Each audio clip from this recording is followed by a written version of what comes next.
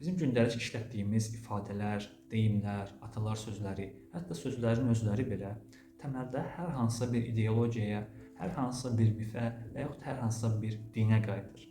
Bunu bəlkə də qəbul etmirsiniz, amma faktiki sübutlar bunu göstərir ki, bu belədir. Məsələn, sözlərdən bir misal olaraq astronomiya, astroloq, star ingiliscə ulduza deyilir və yaxud sitarə fars dilində ulduza deyilir və yaxud astro fransız dilində ulduza deyilir ki, bunlar hamısı demək olar ki, eyni kökə bir sözə gedib dayanır və həmin söz də iştar sözüdür. İştar kimidir və yaxud iştar nə deməkdir? Qədim Mesopotamiyada iştar göyün, yuxarıların kraliçası və yaxud tanrıçası adlandırılırdı. Həmçinin Venüs planetinin və yaxud Uruq şəhərinin qoruyucusu tanrıçası kimi tanınırdı. Bundan öncə sadaldığımız bütün sözlərdə astronomiya, star, sitarə və bu kimi sözlərin əksəriyyəti demək olar ki, buna oxşar sözlərin hamısı təməldə gedib iştar sözünə dayanır. Və bundan başqa misallar da göstərmək olar.